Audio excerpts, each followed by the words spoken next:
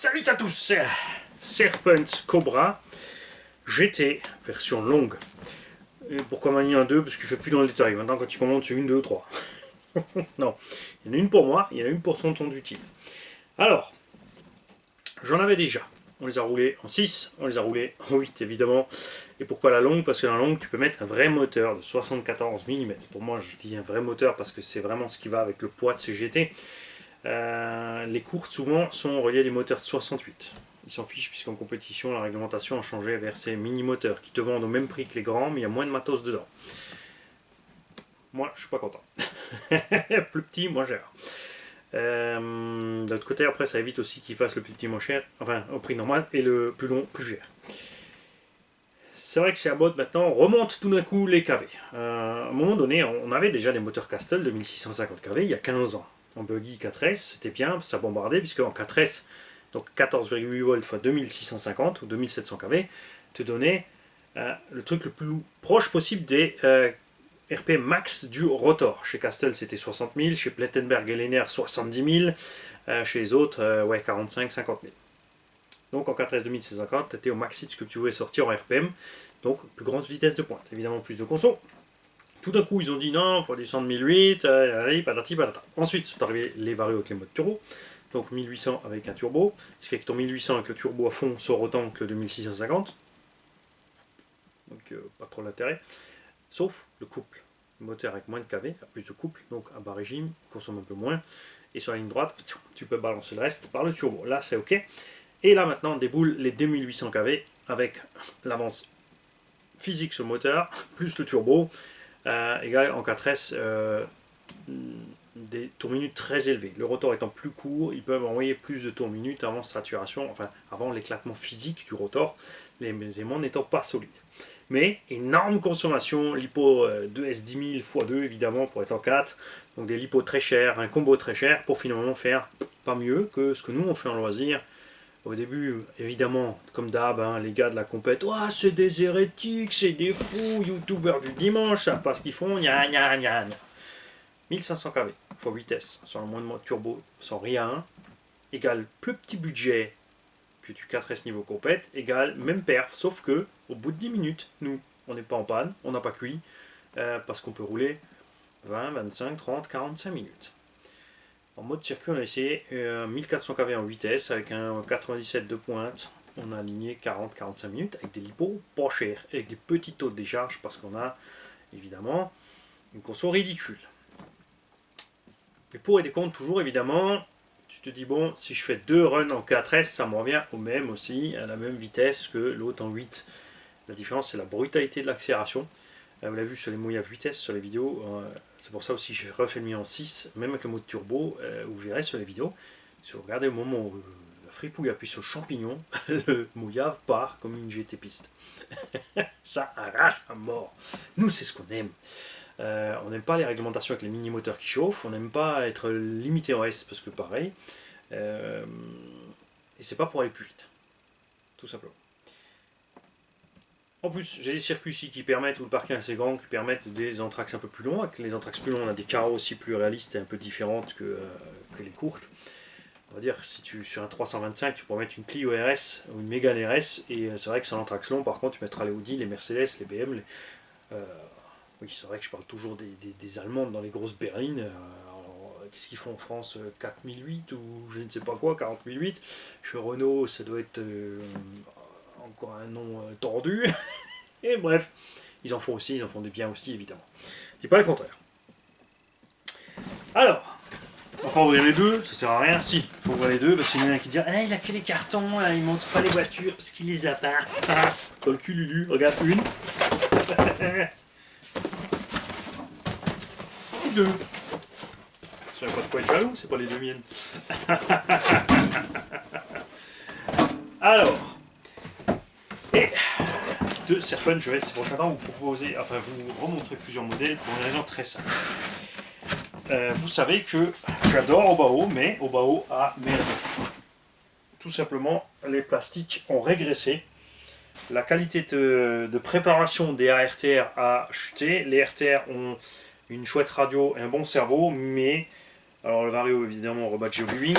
Le gros problème est évidemment le moteur chez Obao, qui est ce que tu trouves, je veux dire, sur passe à 20-25 euros. Très peu performant, enfin, par rapport à sa gourmandise. Il lui faut beaucoup de jus, mais il ne donne pas grand chose à la sortie. Vous avez vu, les VS et compagnie plafonnent à 55-57. Si tu veux aller plus vite, tu peux, mais tu chauffes, tu consommes. Alors que si tu mets un 2200 Viewing dedans, avec le même pignon, 2200 kV de plus, fois 4 ou 6S, tu es plus performant, mais en plus tu chauffes moins. Et tu peux grimper sur le pignon. On a essayé un 2200 pignon 18 en 6S dans le VS. On passe. Pas de problème avec le moteur d'origine, tu mets un pignon de 18, t'es mort. Et surtout, que, en corrélation avec tout ça, Obao ont monté les prix de 40-50 euros. Chose que les importateurs Serpent ont essayé de résorber sur d'autres coûts pour ne pas que les utilisateurs se trouvent avec ça dans la tronche. Résultat, ce châssis est livré à 400 euros avec une carotte Porsche qui est livrée avec tous les stickers, l'aileron, les rétros. Donc un look franchement d'enfer. C'est livré avec des grandes roues. Ce que nous on aime en utilisation loisir, ça a de la gueule, ça passe super avec la carreau, surtout avec les châssis 375, 380, comme la Subaru là-bas. Ça va super bien aussi sur les SC quand tu les passes en piste. On aime ça. Mais compétition oblige, une 98 mm maxi, donc on revient sur des petites roulettes qui ne sont pas du tout en corrélation avec les nouvelles carrosseries. Sur une Mégane RS roule avec des mini roulettes, c'est moche. C'était bien à l'époque quand les vraies voitures à échelle 1 étaient plus compactes. R5 Turbo, Lancia Delta, etc. avec des roues de 98 ramenées à l'échelle, ça allait bien. Maintenant c'est moche. Donc s'il vous plaît, arrêtez niveau compétition, des règlements tordus comme ça, parce que je vois pas ce que la taille des roues change en diamètre. La largeur, je peux comprendre, mais le diamètre, quelle importance, sans déconner. Et nous, on aimerait bien avoir aussi des roues plus larges à l'arrière. Surtout pour ces types de véhicules qui, en réalité, l'ont aussi.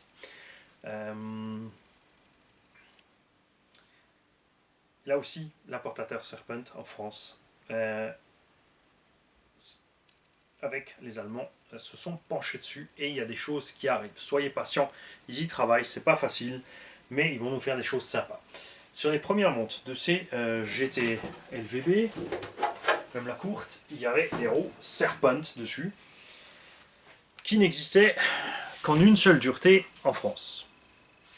Et qui existaient pourtant en 3 duretés différentes en Autriche et en Allemagne. Étrange. Le prix est relativement cher, 25-30 euros la paire de roues, contre 16-18 euros les roues, on va dire standard, 98 mm, c'est dommage.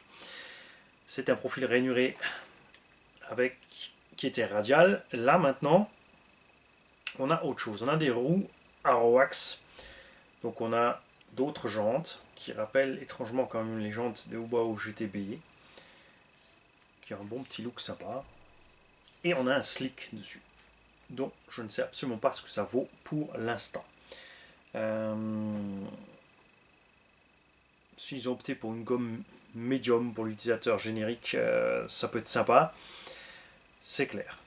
Ce qui est un peu dommage, c'est qu'il n'y a pas de diff centrale. Moi j'aime bien un diff central, je préfère mettre de l'huile très dure dans un diff central que de ne pas avoir de diff central du tout. Mais vous l'avez vu, ça se passait bien, mais par contre vous avez vu l'énorme différence. Quand j'ai mis là-dedans un Losi LSD, donc on avait un différentiel à glissement limité, ce qui fait qu'à l'accélération je bloquais les 4 fers, ça partait fort, et petit coup de freinage avant le virage, je débloquais tout, je pouvais tourner très très serré, sans sous-virer, sans survirer, sans rien. Ça, c'était sympa. Il existe évidemment plein d'options alu, les moyeux, les portes fusées, la platine avant carbone, les tourelles carbone, etc. L'utilisateur moyen, il n'y a absolument pas besoin de ça. Ça ne sert pas. Moi j'avais eu un petit souci avec une de ces vis ici qui avait cassé son plastique dans les triangles. Tu les trouves en alu extrêmement cher. Ça c'est un peu le bémol de chez Serpent. Les pièces options sont très très chères. Pièces courantes ça va. C'est pas plus cher que chez les autres. Sortie de la boîte. La suspension aussi assez réactive mais ferme. Ça suffit large sur la piste. Nous on aime bien, tu vois, ça j'aime moins par contre. On est ferme derrière, on est plus tendre devant. Mais on a le poids des lipots à l'arrière. Je vais refaire un run origine. Moi j'avais évidemment changé pour de l'huile très dure dans les amortos. Je préfère une réaction plus vraiment pas soyeuse comme en tout terrain, mais plus ferme au niveau de l'huile sur la piste. C'est ce qu'on voit aussi généralement en compétition. Ils roulent avec 1000, 2000 ou 3000, ça dépend des pistons qu'ils mettent hein, devant, et 1000 ou 2000 à l'arrière. Les huiles de diff, c'est pareil. C'est livré relativement détendu sur les huiles de diff. Quoique, on dirait qu'ils ont... Ouais. Et non, ils ont changé. On a un diff arrière, regarde, qui est plus souple que l'avant. Ça, c'était pas le cas avant. J'avais dû démonter pour changer moi-même. Ben là, du coup, on va pouvoir tester comme ça. Pas encore aussi dur que ce que j'ai l'habitude de rouler sur la piste. J'aime bien 150 000 devant, 300 000 au centre. Si tu roules vraiment agressif, les setups de compète, les mecs qui sont à 500 000 de ventre, spool au centre, ou 1 million, 2 millions au centre, à chacun sa sauce évidemment. Les cales de train sont en plastique mais en insert métallique à l'intérieur. On a les circlips dessus, ça c'est un peu dommage. Mais en piste, c'est moins encombrant qu'en tout terrain. Tu as rarement des graviers, du sable, de la terre qui passe, que tu dégages tes clips, tu perds pas tes axes. Même sur le TT, ça m'est pas spécialement arrivé. Il peut arriver de temps en temps qu'il y a un petit clip qui manque, mais ça va. Ça court pas à la catastrophe. Ils ont réglé le problème des BTR qui se desserraient à l'intérieur des cellules. Si jamais, quand vous démontez la roue, vous sentez que l'hexagone va tourner dans la jante, alors là, ça ne devrait pas arriver. C'est dû à la loctite d'origine ou à la résine qu'ils ont mis. Des fois, ils y vont. Parce que justement, on a râlé que ça se dessert, ils ont mis la dose. Puisque savoir que les RTR, c'est pas la spécialité Serpent, à la base, ils font des kits. Nous aussi, on préfère les kits. Laissez-nous ça en kit, on est totalement d'accord, il n'y a pas de problème. C'est vrai que pour le monsieur tout le monde, ça se vend bien, surtout les RTR. Beaucoup achètent la Serpent RTR parce que c'est Serpent.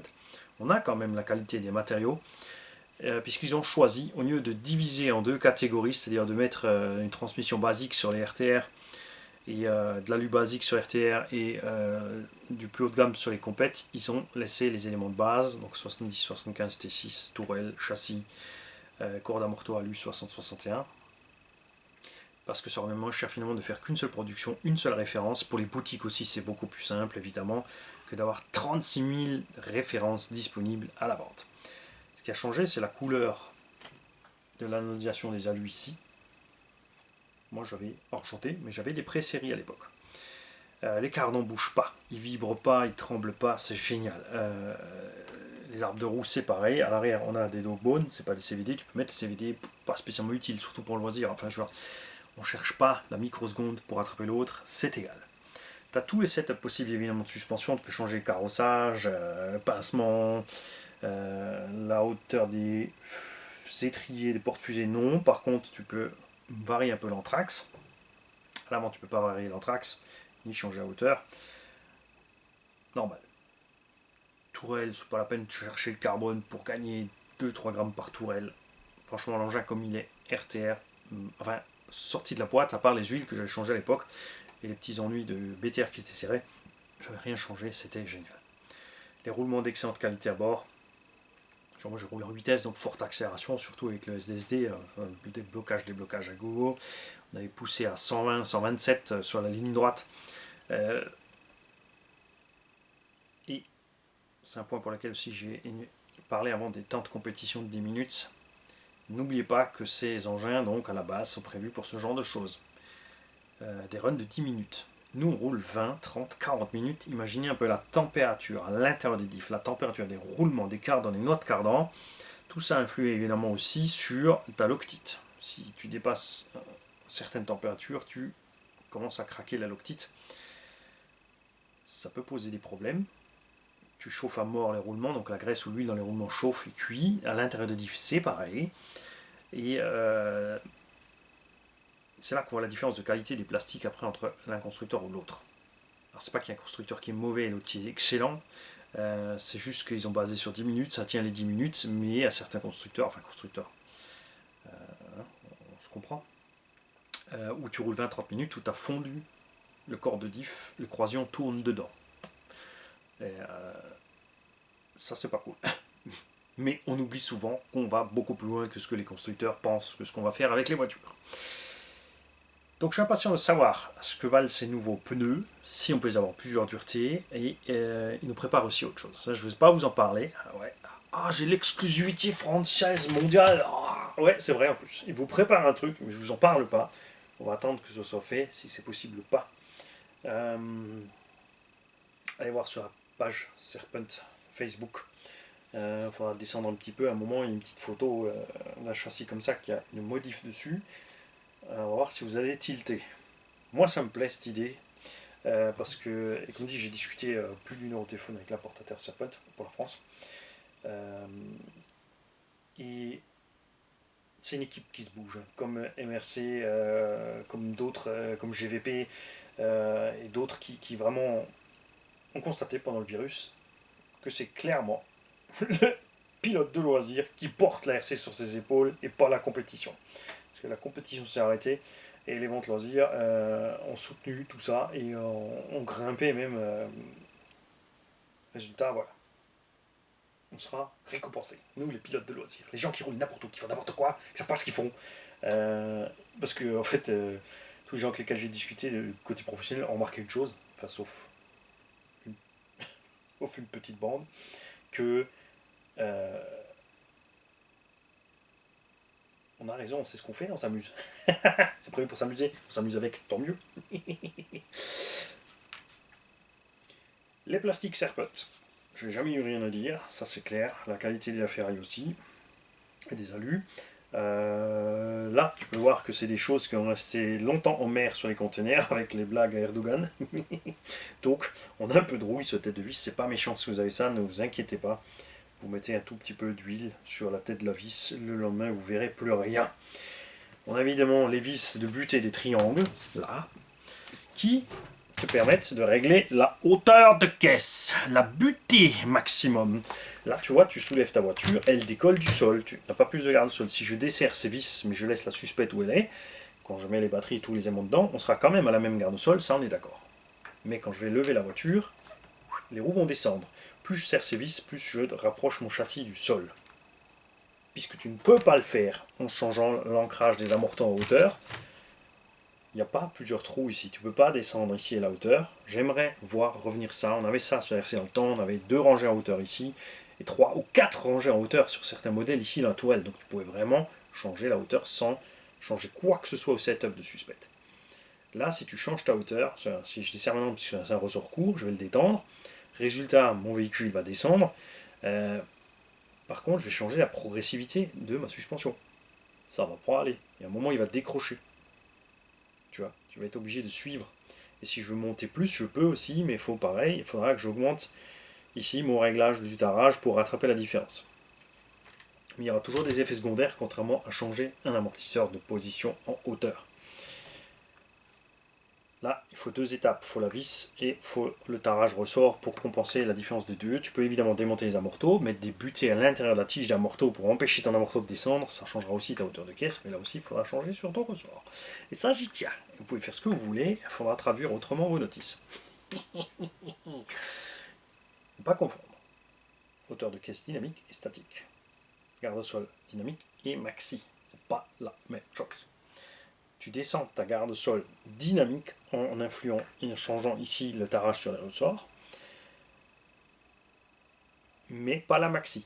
Pour bloquer la hauteur maxi, tu as la vis de butée du triangle. C'est tout. Faut voir ça autrement, les mecs. Ouais, j'en taquine un ou deux, évidemment, c'est pas grave, on s'entend. Et je suis sûr que je sais certains qui sont en train de se fendre la gueule de l'autre côté et que ça va pas louper, qui vont bazarder soit dans les coms sur mon email pour me dire bon, alors le blanc, je vais te réexpliquer encore une fois, mais dans le pur partage et fun, et c'est de l'humour, hein, les mecs. Détendez-vous. Donc, moi, j'adore cette caisse, c'est pour ça que j'en ai repris une. On aimerait bien voir d'autres carrosseries que les Porsche. Il y a une grosse différence entre la carreau Porsche et la carreau Optima au niveau des détails de la carreau devant et de la qualité du Lexan. Pourtant, elles sont vendues au même prix, donc choper, franchement, la carreau ne sert pas. Chez Absolument, il existe aussi une Audi encore. Chez Kyosho, on avait certains modèles longs.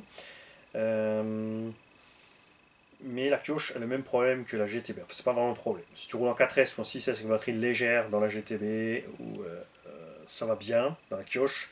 Dès que tu passes en 6, on voit un peu la différence, parce que ça n'a vraiment pas été prévu pour le 6. Une usure vraiment prononcée des roues d'un côté par rapport à l'autre. Et je parle pas par rapport au sens du circuit, puisque nous, on tourne autant à gauche qu'à droite. Parce qu'on fait jamais un pack d'un sens, un pack de l'autre. On a une usure prononcée à gauche parce qu'on pèse beaucoup plus à gauche avec la batterie. Évidemment, le torque twist du moteur le prend, mais à un moment tu lâches les gaz, tu freines, donc voilà. Ça influe sur la dynamique du véhicule.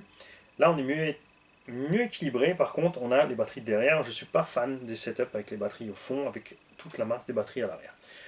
Maintenant évidemment tu peux rouler avec des shorties, même 4S. Tu peux rouler en 8S là-dedans avec deux shorties 4S. Gawain, ils font ça en 4S 5006 ou 6500 mAh. Donc tu peux mettre deux shorties, tu peux les avancer un max, tu peux les reculer un max, tu peux jongler. L'utilisation des shorties sur le châssis court aussi pourrait permettre, si le constructeur le voulait, d'avoir un ancrage reculé du diff central pour mettre un moteur long. On aime bien les moteurs plus longs qui chauffent moins, surtout on va dire parce qu'on roule précisément 20, 30, 40 minutes avec nos batteries. Et les petits moteurs là avec beaucoup de kV, ils n'aiment pas ça. Et si tu prends des petits kV, tu n'as pas les performances nécessaires, ou alors tu es obligé de passer tout de suite sur le combo à capteur, d'investir beaucoup, etc. Simple exemple. Tu prends un Max 6, 110 euros en gros. Tu prends un moteur Surpass Taurus 1500 kV ou un Léopard 1400 kV par là ou 1006 qui prennent vitesse, entre 60 et 70 euros. Et tu peux rouler avec deux batteries 4S qui n'ont pas un taux de décharge élevé. Moi je roule toujours personnellement minimum en 50, parce que j'ai constaté que c'est vraiment un taux de décharge où je suis à l'aise entre chauffe et machin, sauf évidemment comme dit, dès que tu commences à tirer dans Big Mama ou la Outcast vitesse, là t'es lourd, là les 50C, elles n'arrivent plus. Là je préfère vraiment rouler avec des sens en 20C, c'est clair, sauf quand je monte en 12, en 16S, pour les mêmes raisons ici, en vitesse, consommation 70-80 A. Donc tu peux rouler avec des batteries de 25-30C en théorie. On a essayé avec des bashing 40C qui avaient déçu beaucoup de monde. On en a des vieilles ici. On va les remettre là-dedans pour montrer que même si elles sont au bout, si je les mets dans un véhicule en roulant que 4S, franchement je fais 2-3 minutes, elles coupent. Alors que quand je les mets en paire avec un setup 8S, tranquillo. Même si j'ai envie d'acheter les shorties pour vous montrer la différence. Alors, on fera un run stock. 8S je pense, j'aime bien les bashing 4S parce qu'elles sont légères, elles sont pas chères, 42, 43 euros, les 4S 5000, ça va bien dedans. En combo par contre, je mettrai un peu plus de moyens dedans. J'ai un Castle 8S parce qu'il est léger, il est aussi léger qu'un Vario 6S. Et on va mettre un Taurus 1550 qui n'est pas plus lourd que n'importe quel autre moteur dans cette taille. On aura donc un engin qui sera à peine plus lourd sur les batteries. On aura 800 grammes de batterie au lieu de 600 grammes. En 6S, donc 200 grammes de plus à l'arrière. Donc la charge globale du véhicule ne sera pas trop élevée pour pas trop bouffer de pneus, parce que c'est le même problème qu'on a avec la gamme Arma, c'est qu'on roule sur des pneus standards à 1/8, mais les véhicules sont plus lourds et c'est énorme, 1 kg, 1,5 kg de plus sur les mêmes gommards, ça fait grosse différence.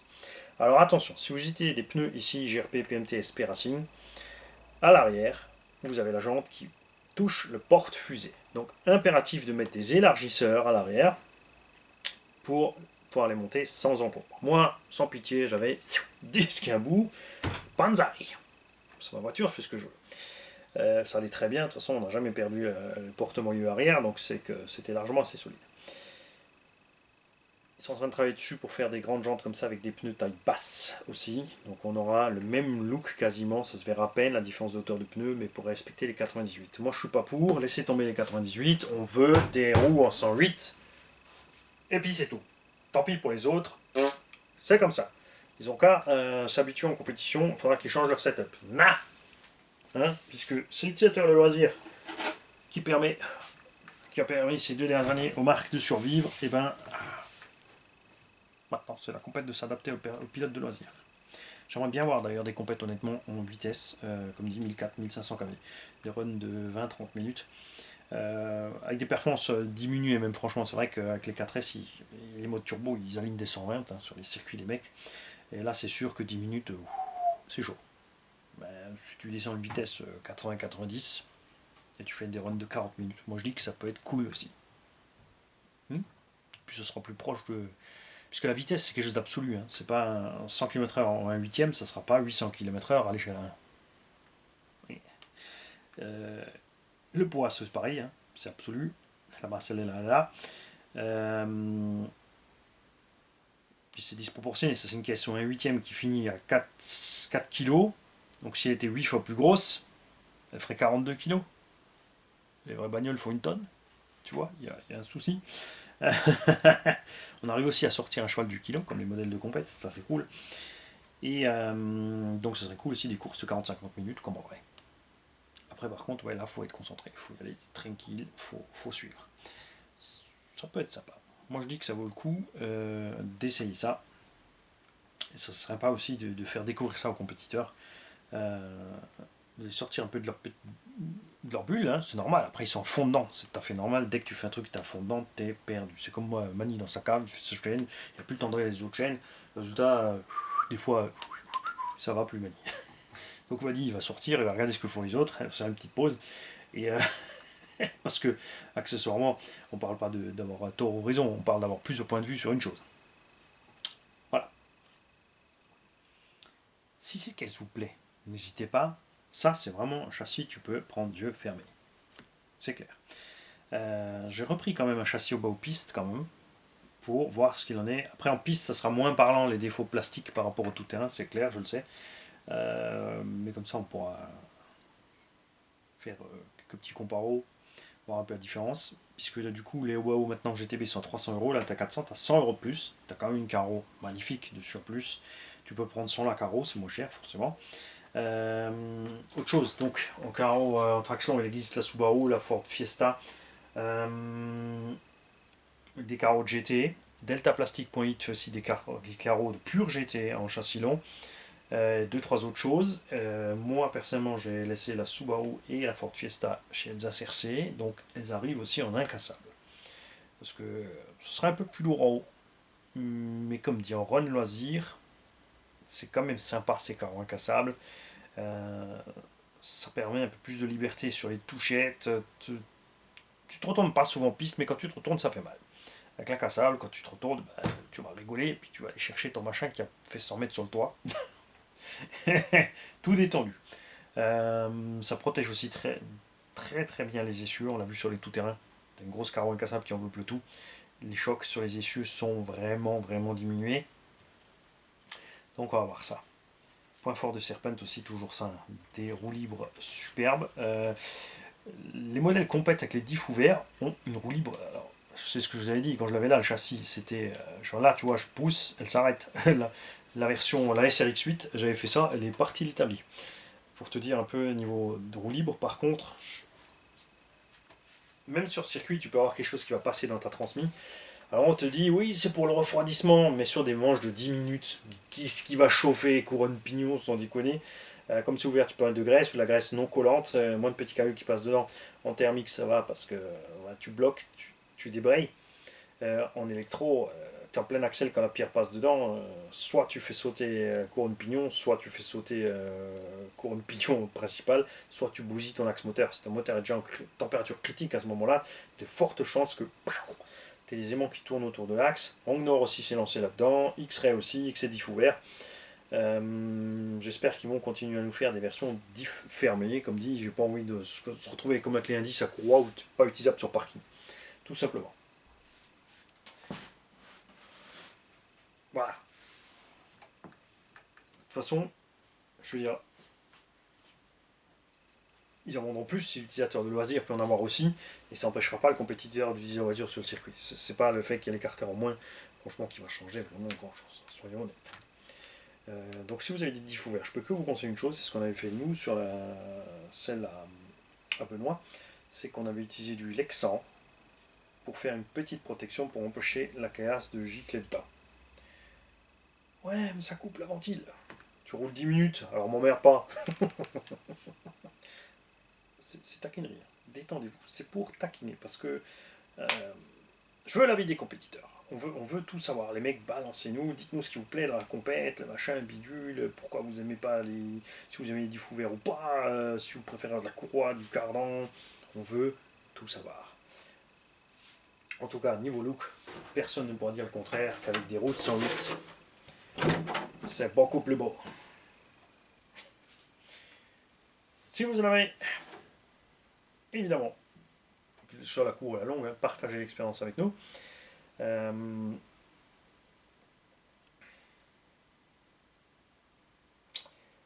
Pour les délais, ça va être chaud. Ça va être chaud. Comme dit, j'aimerais bien une fois la rouler avec le setup origine. Bon, avec mon petit combo 8S à bord. Ensuite, si besoin, changer. Enfin, ça va être sûr de changer l'huile de suspecte avant, au moins. Éventuellement, changer l'huile de diff avant si ça ne suffit pas en dureté. Et peut-être remettre aussi un diff central LSD ou XB ou quoi que ce soit qui rentre. Hein. Ça, c'est à toi de trouver ce qui rentre. Hein. Tu te débrouilles un petit peu quand même. On n'est pas dans le modèle débutant. Il n'y a pas de plug and play. Faut faire un minimum soi-même. C'est assez rigolo parce que sur le carton, je viens de voir un truc super rigolo. C'est écrit 2 fois lipo / NIMH. Qui c'est qui roule un NIMH là-dedans? Hard case, minimum 3800 mAh. Alors avec 2 NIMH en 3008, bonne chance pour faire 10 minutes. Ou alors à 35-40 km/h avec une masse pareille. C'est assez étrange. Comme vous pouvez constater aussi sur le carton, on a tout d'un coup, regarde, une autre radio avec ses serpents. Là aussi, il y a des choses, des changements en cours. On a déjà vu aussi que le moteur, même le moteur court, par contre, est un tout petit peu plus grand en diamètre. Même le rotor a un petit peu plus grand diamètre, plus aisément, ce qui explique aussi une performance acceptable malgré le mini-moteur. Ce que ne font pas les autres. Moi, je ne vais pas chercher le super light ici. Hein. On va rester en vitesse. Je vais essayer de ne pas dépasser 4 kg, 4 kg 2 quand même. Enfin, on verra. Ça risque d'être chaud. On va voir. Bon, jusqu'à 4 kg 5, c'est pas un problème. Là aussi, on est proche des 4 kg 5, 5 kg, donc celle-là, de toute façon, elle sera plus légère. Et je crois que j'ai fait le tour. Sweep Racing fait aussi des roues assez grandes, mais j'ai pas confiance. Parce que j'avais déjà des sweeps et c'était des patinets. Alors ceux qui ont essayé les nouvelles sweeps, est-ce que vous pouvez nous tenir au courant ça tient ou pas? Vous avez noté que je n'ai que la carreau à Benoît ici. Benoît, à Michael. Parce que la mienne est déjà chez Bébert. Et ouais. Et Fred, contacte-moi, j'ai ta carrosserie en otage.